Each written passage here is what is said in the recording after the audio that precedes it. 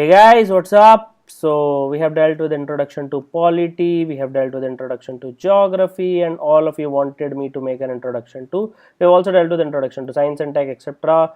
And all of you wanted economic series. Ayush has already taught a video on economic series, monetary policies, and this is a basic introduction to economics. What are the sources of economics? What are the relative books, newspapers, magazines? Then what are the websites, etc., etc. Then what are the topics to be covered, and what is the basic general approach of how you need to cover economics. So this is presented by me, Roman Sen, and Ayush has helped a lot in the preparation of these slides, and this is an academy, and obviously we are trying to impart very high quality accessible education. This quality will be unmatchable. Obviously we will cover each and every aspect as much as we can in exhaustive details. Now if you want to know more, you can read online about this, and please spread the word of this education revolution. We really need your help, and if you have any query or any doubt whatsoever, please comment below the video either on the YouTube or on the Facebook page. This is the URL, facebook.com/romansaini.official. Now general perception, what happens especially in old Rajendra Nagar, a student comes from Bihar, UP, and he just thinks that, oh my god, economics ye bhi padhna hota hai. Economics is literally the toughest nut to crack for majority of the IAS aspirants. That's a given, both in UPSC prelims as well as in UPSC mains. What happens is all of you want to search for an all-in-one textbook ki ultimate solution, Ramban Ilaj, something we call it in Hindi. That does not exist for economics. Sorry my friends, that does not exist in economics. An academy cannot help you with that. There is huge course, there is vast course, so you obviously need multiple sources.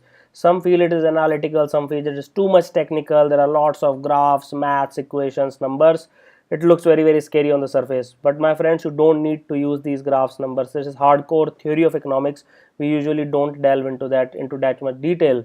Obviously it is a bit analytical, and I will use analytical tools to explain it in a very lucid way. And finally you have to emphasize a lot on concepts and current affairs, and very less on actual facts, which scare the people. Now there is a basic concept called as economy versus economics, or economics, how they call it in Delhi University. Anyway, economics is how to manage and most effectively use scarce and finite resources. So for example, on earth, if there were infinite resources, you do not need any economics whatsoever to study.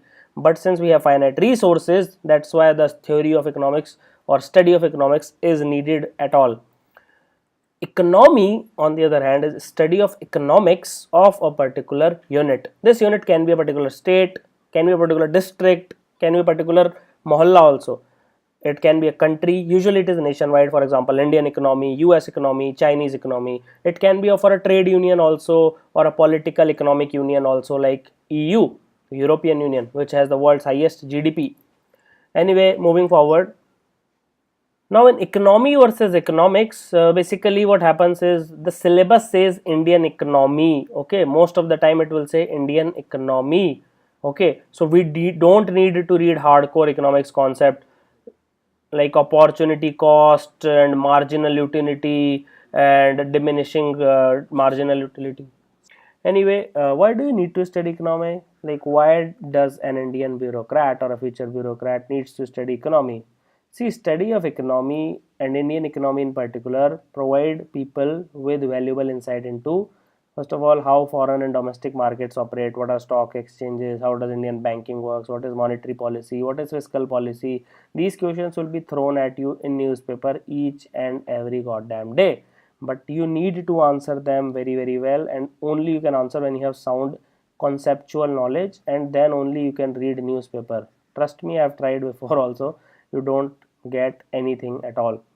Now financial literacy is extremely critical. In India, the literacy rate is roughly 75%, but the financial literacy rate, which I personally feel, is no more than 10%.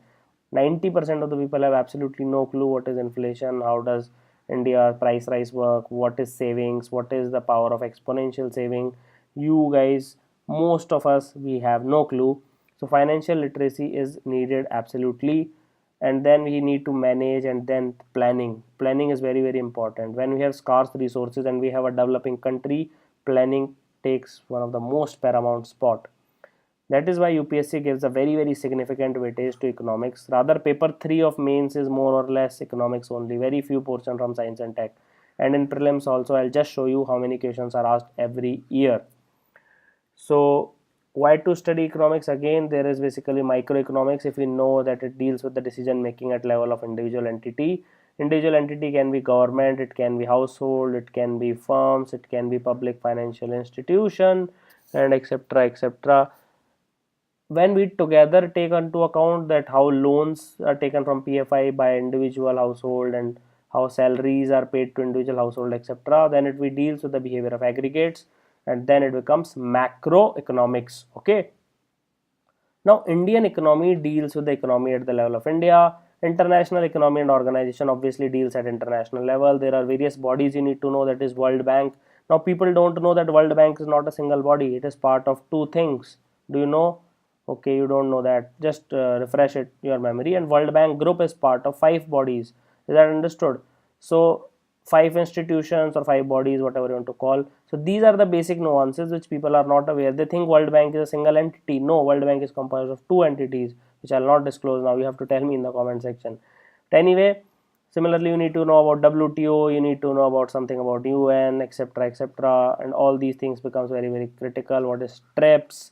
And you should know about these things because both Indian economy and international economy are correlated and they affect each other very, very, very significantly. Anyway, moving forward, these are the economics question in last five prelims. As simple as that. 2011 they asked 18 questions. 2012 there were 13 questions which were asked. Now you can see again 18 question, then 10 question, and now again 13 question. So at least 10% of the paper is always composed of economics question, which is a very very big deal to say. It's not a very small thing, sir and ma'am. It can make or mar your career, where the cutoff are decided by 1 marks or 2 marks, etc. So you need to focus on economics, and obviously paper 3 of mains is more or less economics plus some portion of science and technology, and even in paper 2 you will find some areas which are covered by economics slightly.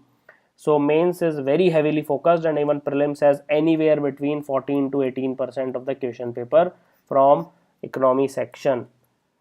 Now, CSAT 1 economic syllabus as given in the prospectus, as it is called as economical and social development. That's how it is called in the prospectus of paper 1. There are basically five topics: sustainable development, poverty, inclusion, demographics, and social sector initiatives. So these are the five topics. You don't need to delve that much in details. And main syllabus, basically Indian economy, that is the keyword. Entire syllabus revolves around this keyword.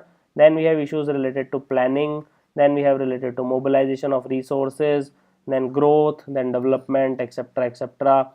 Then we have employment issues, then inclusive growth and issues arising from it, basically poverty eradication, financial inclusion, policies, programs for inclusive growth like Pradhan Mantri, Jan Dhan Yojana, and all those are basically related to financial inclusion. Government budgeting, what is annual financial statement, how does it come into being. Now it also includes expenditure of government, taxation policies, FRBM Act. Like in my time in 2013 mains, there was a straight question from FRBM Act. Straight question, you can just go and check. Then there were federal finance. What do you mean by federal finance? Federal government is the central government. And what are the recommendation of finance commission? Now there is no planning commission, replaced by Niti Aayog. So all these intricacies and subtleties and nuances you should be able to appreciate. Then major crops and cropping patterns, it is basically nothing to do with economics per se. It is a very very geography oriented question, but anyway it is given here, so you need to read it. Irrigation systems and etc., everything is a storage and transport and marketing. Now marketing is obviously under APMC Act, that's the main focus here, and there are lots of constraints also. This becomes economic portion. Then issues related to direct and indirect farm subsidies, minimum support prices, PDS like public distribution system, objectives, functioning limitations, revamping, then buffer stocks, food security, technology missions, all these are extremely critical important. Then animal rearing, I don't know why they have introduced it, but it is very very significant in agriculture. So economics of animal rearing is again important. Now last but not the least, everything related to food processing, because it's a very very value added stuff which they do. It adds lots of value, so prices go up, plus it is very labor intensive. Okay, you don't need that much machine, but you need a lot of labor, so we can provide huge employment of scale because it is labor intensive. Is that understood? So there is a lot of scope, there is a lot of significance. The location matters, upstream and downstream requirements, supply chain management. All this will be covered when we talk about food processing. Then obviously we need to deal with land reforms in India, whether they have happened or not in certain parts. Like obviously, Eastern India still suffers from land reforms adequacy. Effects of liberalization, LPG liberalization, privatization, globalization, industrial policy, infant industry argument, license Raj, quota Raj, and their effects on industrial growth, how it backfired on India. Then infrastructure, key, very, very important point for India's development in next 50 years. We don't have energy, we don't have ports, we don't have roads, we don't have airports. We have decent amount of railways, by the way. All these four we lack: no energy, no ports, no roads, no airports, as commensurate to the population. Then we need to deal with the investment models also, that there are certain specific models we need to go, like Herod Domar model, etc. So when it comes to approaching economy, so basically it is totally different than most of the other things, because in history there is no current affairs, in geography also there is more or less no current affairs, polity also there are just laws and policies which come and which do not require very analytical bent. It's more or less factual bent of mind, and you just need to connect. But what happens in economies, first of all you need to understand the basic economics.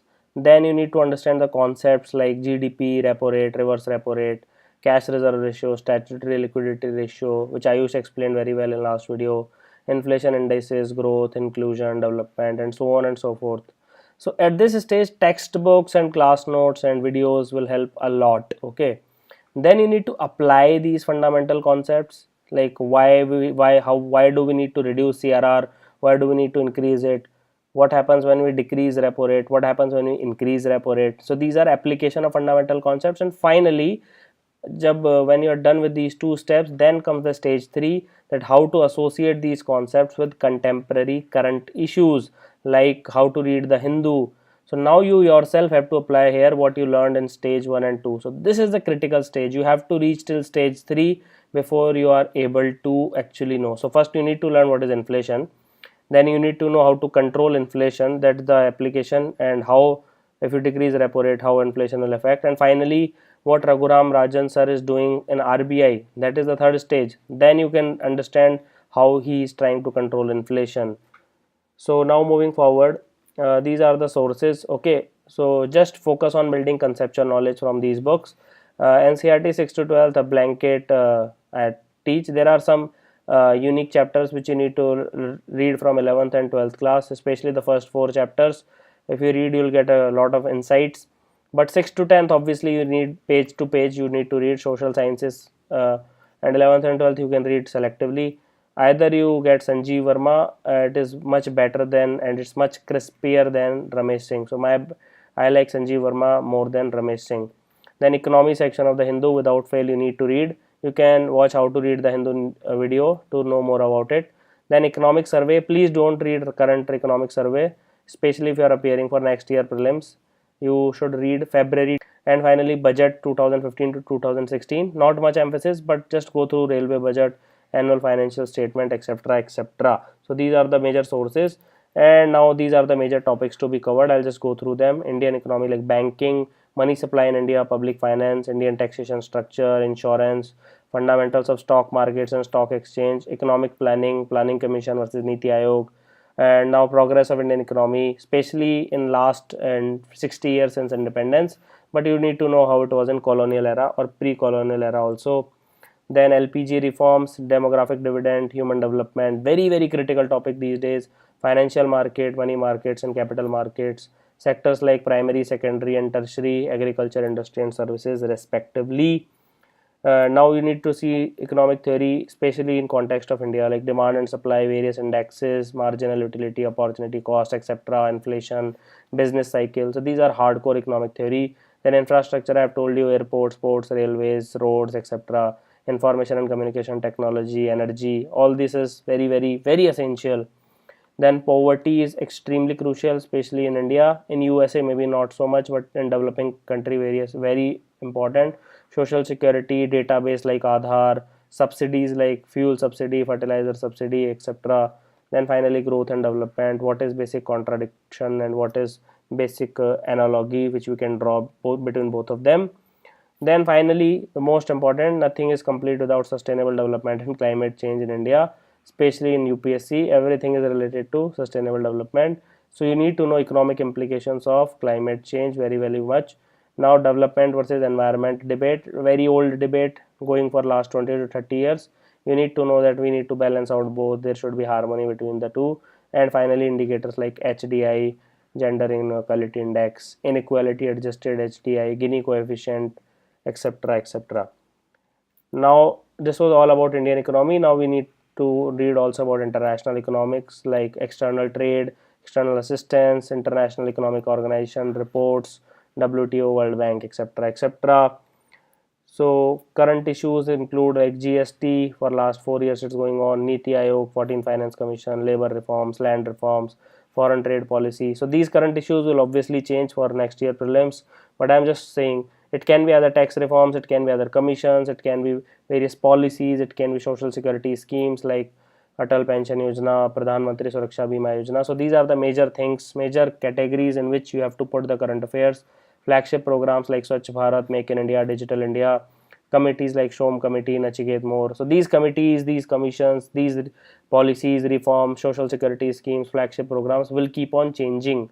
But these are the major categories, and categories will not change. So you need to put your current affairs accordingly. So do spread the word and be a part of this education revolution. If you want me to make the economy introduction part 1.2, where I actually deal with what kind of questions are asked and how to tackle these questions, and furthermore on how to read economy, do let me know and follow me on an academy. Do hit thumbs up and do spread the word. And thank you for watching the tutorial. Have an awesome day.